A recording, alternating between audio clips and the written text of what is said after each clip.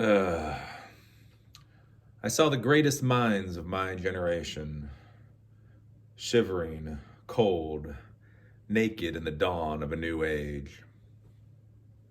I remember reading that. I remember reading it was graffiti. It was graffiti on a rundown mall that I used to go to a long time ago. Back when I was about 17 years old, I used to sell things at flea markets. One of my first businesses, I would sell stuff at flea markets. And there was a mall 20 some odd years ago that for whatever reason had failed. And the reason the way I guess they still tried to pay the mortgage on it was to do flea markets every week. And so I went there to go and do my flea marketing. And as I was wandering around in the morning, because you'd have to go early in the morning to set up for the flea market. Everybody likes the flea market early in the morning. And so it was like 6 o'clock in the morning. It was a gloomy, cold day. Just kind of wandering around, and just on this beam was just scribbled this little thing. I saw the greatest minds of my generation, cold, shivering, naked in the dawn of a new age.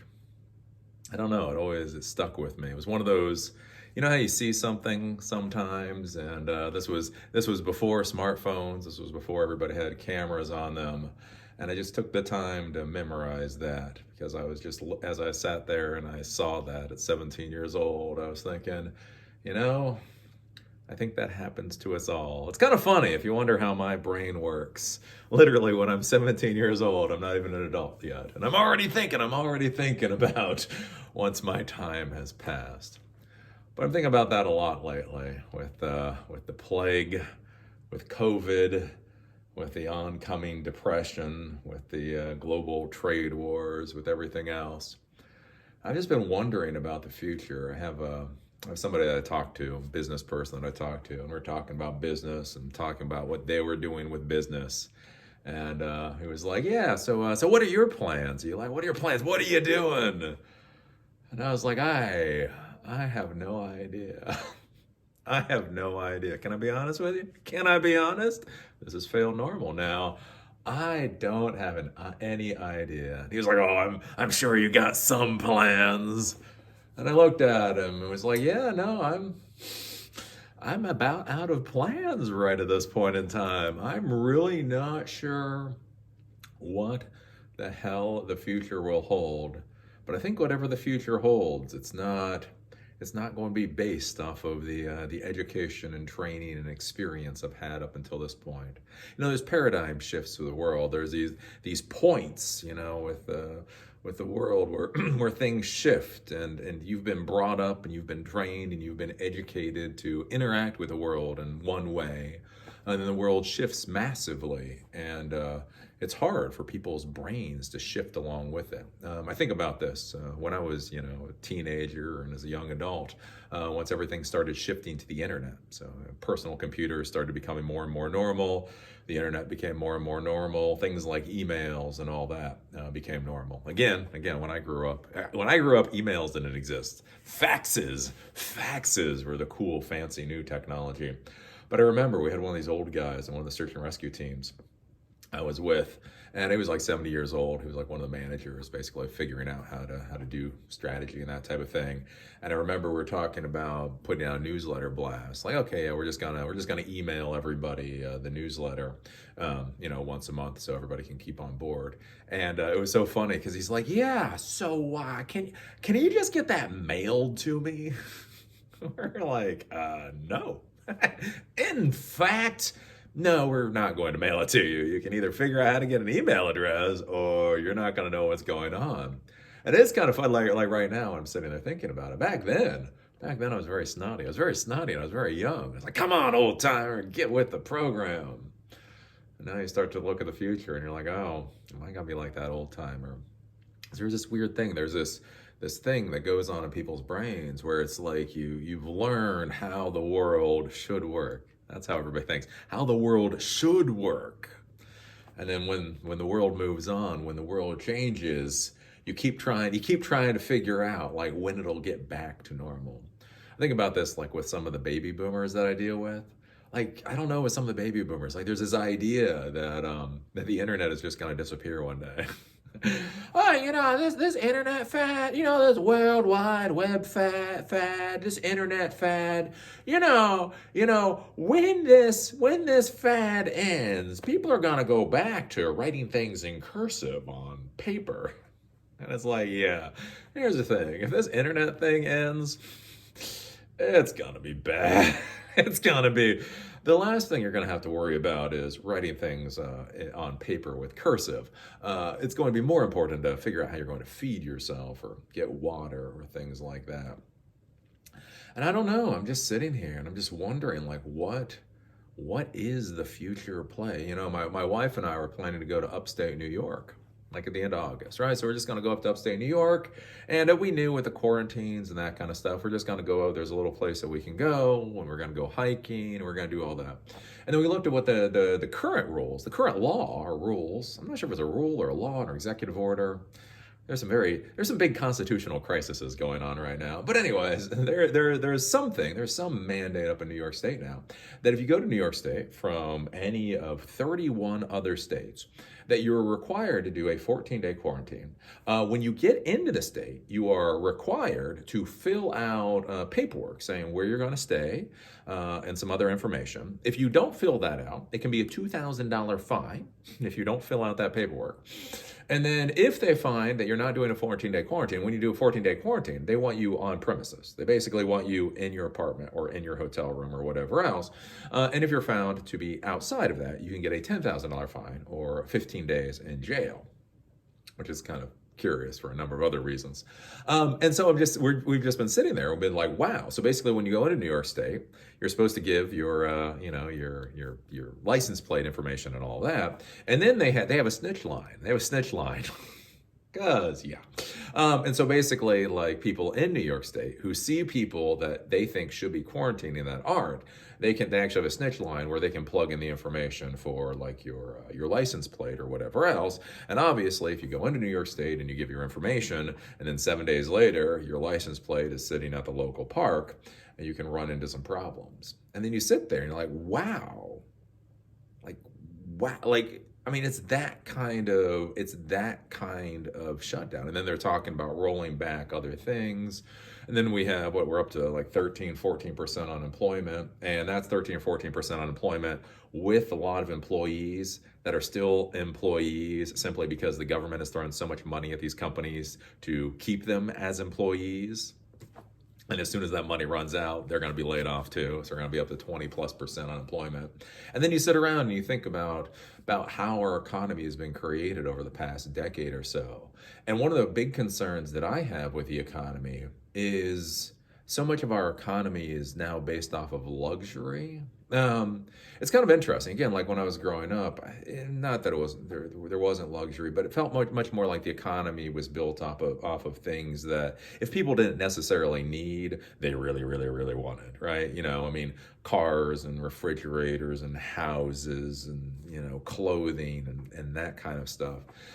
And it seems like if you look at how the economy has been built over about the past 10 or 15 years, especially after the Great Recession, it's just more and more fluff, more and more luxury, more and more would anybody care if that business shut down? Again, one of my arguments against $15 an hour minimum wage, mandated minimum wage, is that's going to hit places like fast food restaurants. And one of the things I've argued for many, many years is if half the fast food restaurants in your area literally went belly up, would anybody care? If 75% of the fast food restaurants in your area went belly up, literally, would anybody even care, much less demand that they come back?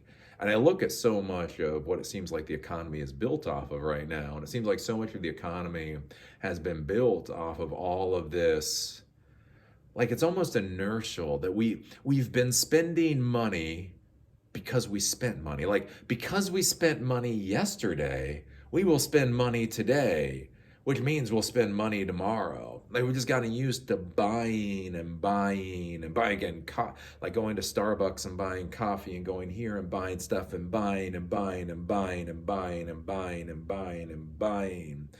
And then the question is if that process stops, if that inertia stops, how much will people care? I think about that with my wife and I. We normally go out to eat a couple of times a week. We go out and do things, and we put money into the economy. Again, every time you go to Starbucks, that's money in the economy. Every time you go to a restaurant, that's money in the economy. Every time you sit down and you leave a tip, that's money into the economy. And so my wife and I, 4 months, you really haven't been able to do much of that. And so one of the things that we've done is we just do special meals at home. So once a week, we have a special dinner at home. And it's great. We cook together and we do special cocktails now. We've gotten up to special cocktails. We do special cocktails, and we do the food, and we do the dessert. We do the whole hoopla at home. And one of the things we found? We actually prefer it to restaurants. So instead of dropping, I don't know, $100 to $200 on a special meal at a restaurant, we're dropping, I don't know, we do drink some nice alcohol. Good alcohol, top shelf alcohol. Anyway, but even with the top shelf alcohol, I can't believe the entire meal costs us more than $30. And what we found is, again, we actually prefer this. When everything opens up, we'll still want to go out, but like for that special weekly meal, there's a good chance we won't go back to what we were doing. And so then the question becomes, like, when we talk about the economy coming back, the economy comes back because people buy. But then you start thinking about it, how many retail stores simply existed because they had existed? How many restaurants simply existed because they had existed? How much of this infrastructure simply existed because it had existed? And now as we've gotten used to using Amazon, and now as a lot of people have gotten used to pulling back, and now as people have started working from home, and again, when you work from home, you're not paying for parking spaces, you're not paying for Egg McMuffins when you're running out to work, probably better for your heart, not better for the economy, right? You think about all of these massive changes, and then the question really does start to become, what does the business world of tomorrow look like? Again, I think about that from the technology world. Is so much of what's gone on in the technology world has been based around investment, just massive amounts of investment over the past 11 years. I've screamed about it because there is so much money going into so many stupid projects. But here's the thing. I mean, the reality is a lot of money's going into stupid projects, so you might as well take it, right? But again, you start thinking about, like, in the technology world, is you have all of these tech employees that have been paid a lot of money because there have not been enough employees for all of the work that's been out there. But all the work that's been out there is because there's been massive amounts of money being dumped into the tech sector. And frankly, most of that money gets washed away. Again, I've heard some investors, one investor I was watching, very successful investor, literally said out of 60 investments he makes, he expects 2 to pay it off. 2! That means 58 more or less failures out of 60. And again, from the investor standpoint, it's a question about whether or not that makes sense. But think about how many jobs that is. So basically, the employees for 2 companies float the employees for 58 other companies. That's the mindset. And then what happens when the investment starts getting pulled in because we go through massive changes in the economy? What happens to the employees of those 58 other companies? And like what does that future look like? What are we going to be buying? What are we going to be selling? In a world where, so much is almost free or very inexpensive. Like where do we make the money for mortgages and all that kind of thing? And again, you think about the government getting involved and stuff. So the government has put a moratorium on evictions. Now, I know some people out there, that's the good thing to do, right? It's a moratorium on evictions. These greedy property owners shouldn't be able to evict people during these economic times. But again, think about that. That means the government is literally stepping in and literally stating businesses cannot get rid of, essentially, customers that are not paying for the services that are being provided. Like, what does that do to the economy? Like when the government literally steps in and says you cannot deny service to people that aren't willing to pay you. Again, I'm not You should not deny service to people willing to pay you cash. If they've got cash and they're willing to pay for your services, fine. But we're talking about the government literally stepping in and saying you are not allowed to say no to people that literally can't pay. You have to pay. You have to pay your mortgage to the bank for that property that you purchased so that you can rent it out. But the person now in that property does not have to pay you. And just start thinking about like what does that future environment look like? And where do any of us sit in that environment? Does this world, because I think that's like, you think about like the Great Recession. Even with the Great Recession was just a bigger version of the recessions we've had in the past. So the weird thing is I'm only 40 some odd years old. And to be clear, for any youngins out there, yeah, recessions are a pretty normal thing. So apparently I was born into a recession. Late 70s there was a recession. Then I graduated high school, and I was in high school during a recession. So the early 90s, that was a recession. Then we had the dot-com bust. Then we had the Great Recession. And now we're going into whatever the hell we're going into now. So I'm only 40 some odd years old, and we're already, fifth pretty severe recession been going on. One of the things is in the previous recessions, it's a boom or bust cycle. It's pretty normal. I mean, it may be bigger or smaller, but it's a pretty normal boom or bust cycle. Too much money, too many resources go into some industry class. That industry balloons. The valuation becomes way too high. It explodes. A lot of people that were directly involved lose a lot of money. A lot of people that were indirectly involved lose a chunk of money. But then, the world kind of figures it out, right?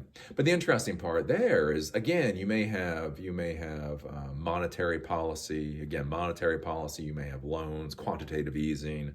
You may have the government step in to a degree. You may even, again, it took ownership basically of GM and some other companies, but you were still looking at the same, like whether GM owns your employer, or whether government owns your employer, like if you're with GM, or whether your employer is owned by stockholders, you as a employee, it's still basically the same thing. You're still making cars. You're still doing the basic work. It's still the same basic framework. But what does the world look like? What's the economy look like? Where do we fit in when the government shuts down so much? What happens when the government shuts down entire swaths of the economy? What happens when the government purely decides winners and losers? Again, like with so much money going into the airline industry. So the airline industry has had like $50 billion pumped into it. Who knows why? We're not going to be flying anytime soon. A whole bunch of airline companies need to go bankrupt, if we're going to be honest with it. But the government has decided that is a necessary industry, so they're going to pump money into the airline industry. And you start to see these weird shifts. So they're pumping money into the airline industry. So an industry that even the executives of the industry say they're not going to be back to what they were, best case scenario, by like 2024. So it's going to be like 4 to 5 years, maybe, before they're back to where they were. They're probably not. And yet the government is dumping so much money into them. Again, the government is coming in and saying you cannot evict people that literally cannot pay the bills. And again, that's also kind of curious. I mean, think about this also. The government is saying you can't evict people that aren't paying you. At the same time, the government has been giving $600 increases in unemployment insurance. So there are some people now that are now making more money off of unemployment than they were when they were working. And then think about how this is. So they're making more money than they were when they were working, but at the same time, they don't necessarily have to pay the rent because the person who owns their property, literally, it's illegal for them to be evicted. And then you start thinking again about all the retail. And then again, like when we talk about retail, something to think about as a tech professional, one thing a lot of technology professionals seem to forget is that we are support services. Again, I learned technology, electronics in the Army. And so one of the things that was pushed into our head is that we were always support. We were always support, right? You, as an electronics technician, support the combat arms, the people basically throwing lead downrange. right? The important people are the people throwing things downrange, whether it's from guns or tanks or whatever else, and you are supporting them, right? If they fail, your job goes away. You just don't get paid for randomly fixing radios. I think it's one thing a lot of people in the tech fields don't really realize is that the technology industry is paid to support the larger economy, all the other industries, right? And so when retail starts failing, then you don't need as many logistics services, trucks and warehouses and all that kind of stuff. And if you don't need as many trucks and warehouses and all that kind of stuff, you don't really need the database systems to be able to track where everything is going. You don't think about like with LinkedIn. LinkedIn is somewhere between 6 to 10% of LinkedIn's workforce is being laid off, simply because, again, with what's happening to the economy, again, you don't need that much help hiring people. Essentially, when people aren't getting hired, so they've started their layoffs. Again, you look at Uber, you look at so many companies that they've started doing layoffs. The media industry, Vox and Vice, they're doing ever more layoffs. And then you just start wondering, where is the place in this world? Where are you actually valuable? Where are you actually valuable? I think about that with, I knew somebody way back in the day, and he made over six figures. So before the Great Recession happened, he made, 150 or something $1,000 a year.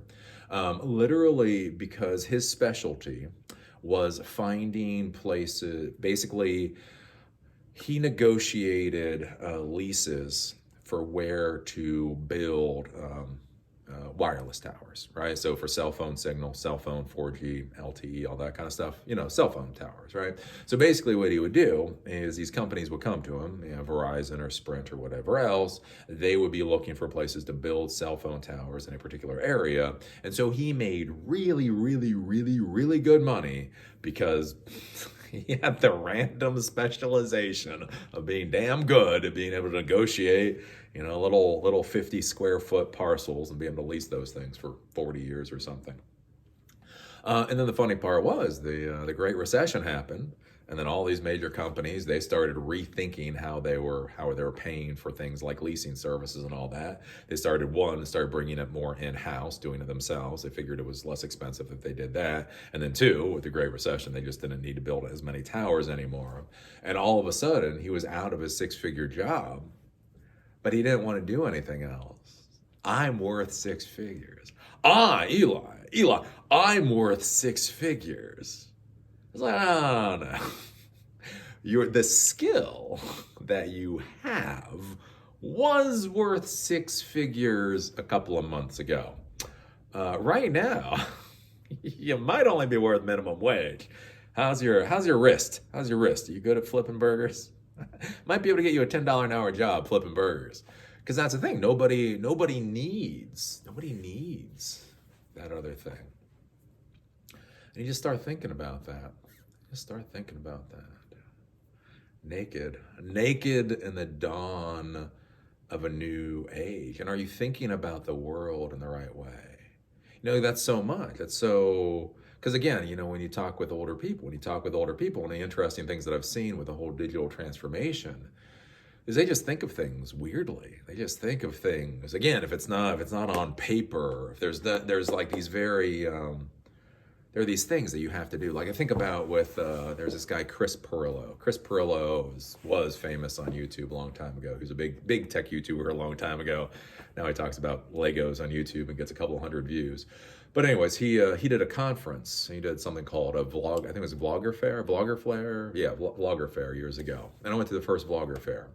And I remember when he came out on stage, and again, one of those moments that I'll always remember is he said, it's good to see everybody there. So there were like, I don't know, 600-700 people there. It's like, it's good to see everybody here, because we're all friends online. We've all met online. We've all created relationships online, but it's good to meet in person too. And again, that was like one of those paradigm shifts to be thinking about, like for the older generation, even for my generation, right? You don't know somebody. I don't know somebody until I've sat down and I've had a cup of coffee with them. The way that I think about it is until I have consumed something with you, I don't know you, right? Coffee, beer, whatever else, right? Until we sat there and consumed something. That's just, again, that's the old way. And I think about that with, again, Chris Pirillo just being up there and saying, it's good to meet in person too. And to talk about that is just like kind of one of those nice additions. Hey, if maybe you're able to meet somebody in real life, you might as well do it. But it's not really that important, right? It's not that significant. It's just one of those, well, And I think that's one of the big things that's happened with the economy over the past 10 or 15 years is the whole idea of being able to break away from the concept of personal relationships.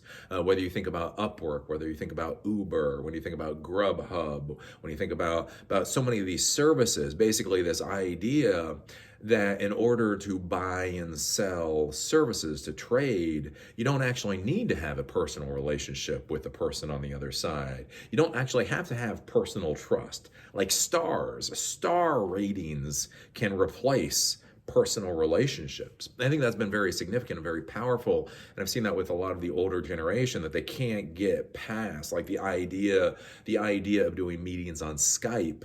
Well, maybe if I have to, but I really want to meet in person. But you think about the inefficiencies of that, flying somewhere, right? Think about somebody who is able to transact business only using Skype or Zoom or whatever else, right? They're able to sit, they're able to have the communication, they're able to send contracts back and forth, and they can just knock that stuff out because of how they view the world.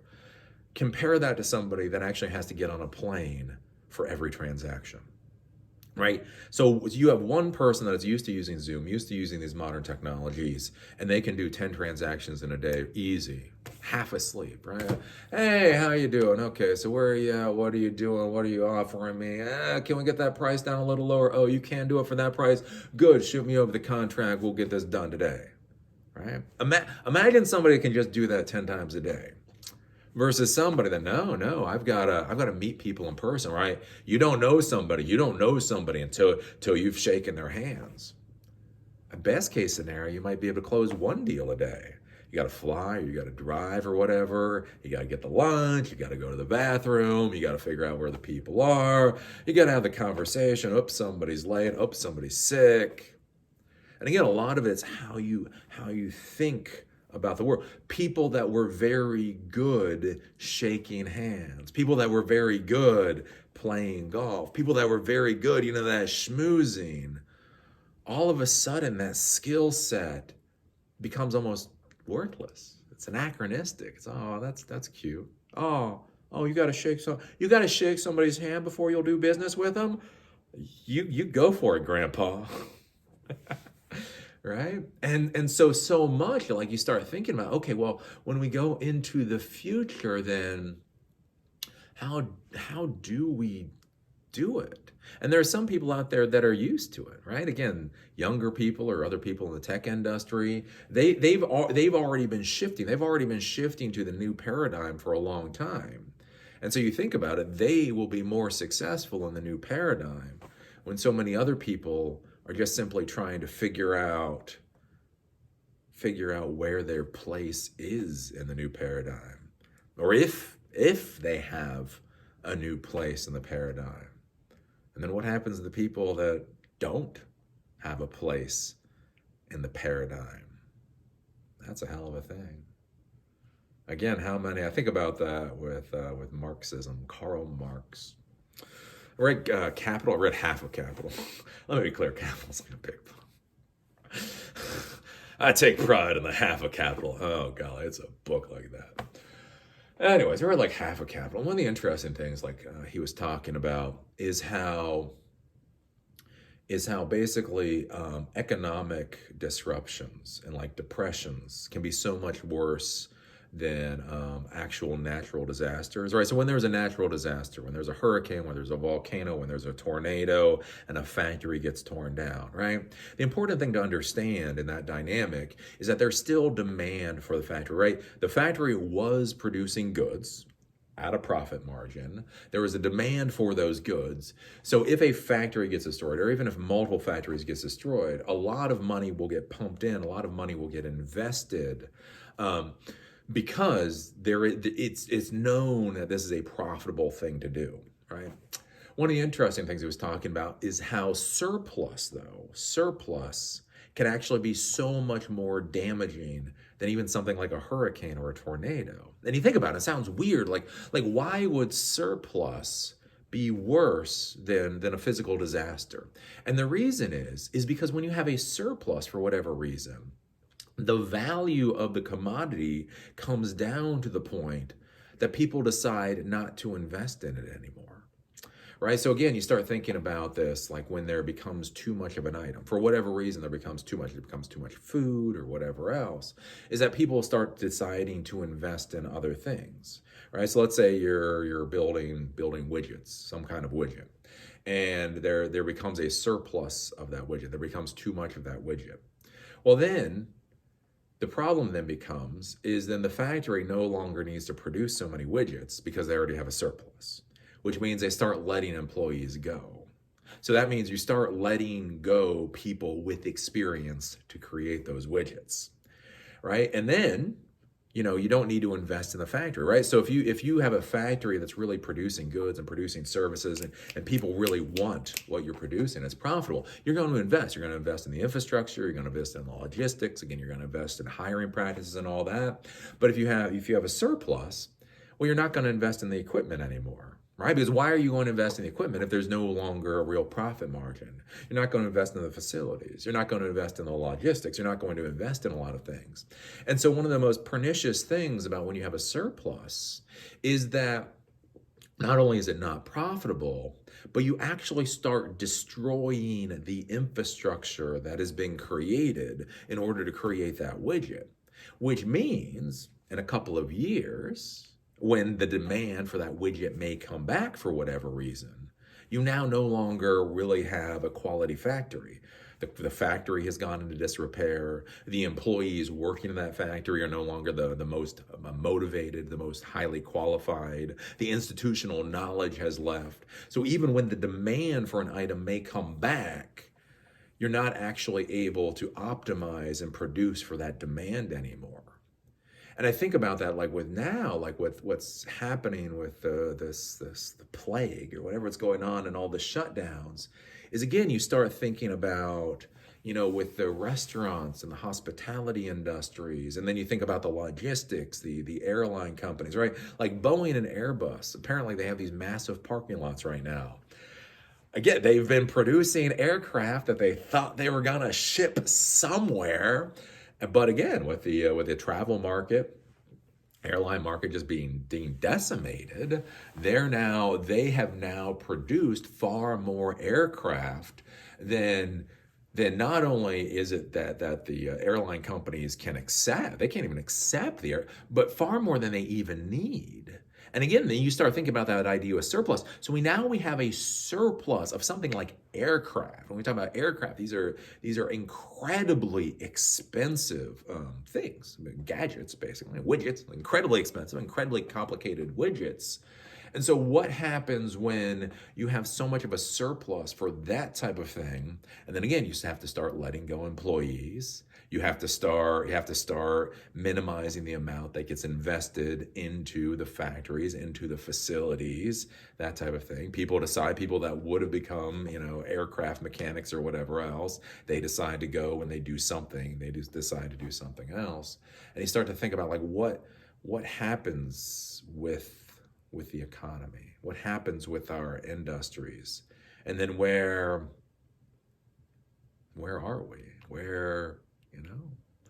It's a weird place. It's a weird place that we're in. So if you're looking for an answer, I do not have one. Do not come to Eli for answers. because I will most likely never give you one. I'll give you questions. I'm really good at giving people questions. What the answer is, honestly, I don't know. I was out there, I was talking to him. He was just like, yeah. It was so funny. It was so funny just talking to the guy. And he's like, yeah, well, you have a plan. Yeah, Eli. I know you, Eli. You're smart. You got a plan.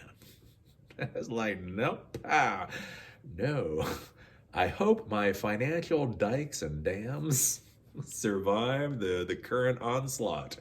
That is my hope right now. Because I just sit there, and again, like, I've made money off of YouTube and content creation, and again, things are not good in the content world. Again, I'm not going to be snarky, I'm not going to be mean, but things are not good in the content world. Like YouTube right now is now going to be forcing, or basically really trying to force content creators to put mid-roll ads into all videos on YouTube. And here's the thing. They're literally putting so many mid-roll ads into videos, it's making the videos unwatchable, right? So again, this isn't like personal preference. This isn't like, oh, I don't want my viewers to have to watch videos. Literally, I've been trying to watch videos lately, and half the time I'll click off the video a third of the way through, even though it's a creator I enjoy, it's a creator I followed. There are so many ads now on videos that it's becoming too tedious to consume YouTube content. And so I'm sitting here, and like I say, like YouTube, again, it's going where it's going. Media in general, again, you look at Vice, you look at Vox, there have been so many layoffs over the past year already. I mean, they had 10,000 layoffs before the plague even started, right? So you have that going on.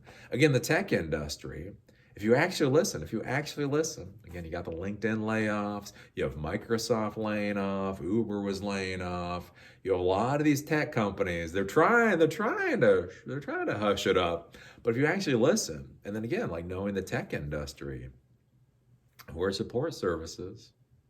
If we're support services, and so much of the money that's paying employees are coming from investors, not from revenue or profit, and you just sit there and it's just like, what is the new age? We are at the dawn of a new age. And I am shivering my ass off. And that is the truth. Like I say, as a 40-something-year-old, seen a few recessions at this point. And again, with the previous recessions, with the previous things going on, you sit there and again, the economy blows up. Hey, you might have to live in a tent for a while. I'm not saying it's a good thing. Look, I have lived in a house with 15 people. Believe me, I have lived about as bottom of the barrel as you can go in life. When I say I've been poor, I've been poor. But, it was an understandable kind of poverty. It was a kind of poverty you can get your brain around. You know what I'm saying? Like, okay, I've still got running water. I've still got heat and air conditioning to a degree. I just have way more people in the house than I would prefer. Maybe I got to move. Maybe I've got to get a different skill set. But I get what's going on. I can get my head around this kind of cluster. But like with everything going on, you're just... like the government is just shutting things down willy-nilly. The government is throwing money out willy-nilly. Some things are working, some things are not. Some industries are actually making a lot of money right now, where other industries, again, some of us are deciding, we actually prefer to eat at home. How does that work out at the end? How does that work out? Cannot tell you. So anywho. It's a weird world. It's a weird life. I think about that back when I was graduating high school. So the Cold War was over. USSR. So that was a big thing for my parents' generation. My grandparents' generation, the Cold War, the USSR, the great evil. And then they talked about once the USSR fell in like 1989 and by 1990, basically the idea was that the Western values won. Democracy and capitalism won. And so when I graduated high school, you want to talk about being really depressed. Graduating into a world. They literally termed that time period the end of history. You can go Google search it. You go Google search it. The end of history. And the reason that it was the end of history was it was the concept that basically societies had gotten to the place that they needed to get to. So my grandparents, my great grandparents' generation, my parents' generation, they were the ones that built this democratic world, this capitalistic world, and basically for Gen Xers. And again, when you think about Gen X, right? People laugh at millennials and the Zoomers and all that, but you have to understand. You know what Gen X literally means? Generation basically means generation blank. That was literally my generation. My generation was literally generation blank. Generation, who the hell cares? Everything important has already been done. Generation, these people will simply be living off of the fruits of people that suffered before them. The end of history. The end of history. Oh, it seems hilarious now. Almost 30 years later. It's like, I think your people may have been off by a little bit. I think history had a little bit more to offer than you folks expected. So it's a hell of a time period. But yeah, I wonder where I'll fit in. I wonder when I'll fit in. Because I look at, I look back after the dot-com bust. And again, it was hard, but I had an idea of where I was going. Again, it was one of those, I just got to make the decision. You just got to sit there. You just got to make the decision. You got to decide to be serious, right? Great recession happened again. But you gotta figure out what you're doing. I don't know. This is so much different. This is just, it's like, I don't, how do you plan for a world that you can't conceive? I do not know the answer to that question. I do not know the answer to that question. So I will leave you with that. Hope I didn't make you too depressed today. I will leave you with that.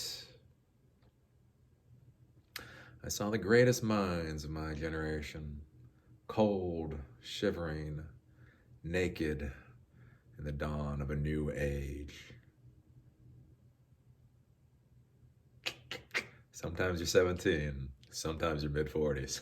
It's a whole different perspective on that, depending on where you are in your life.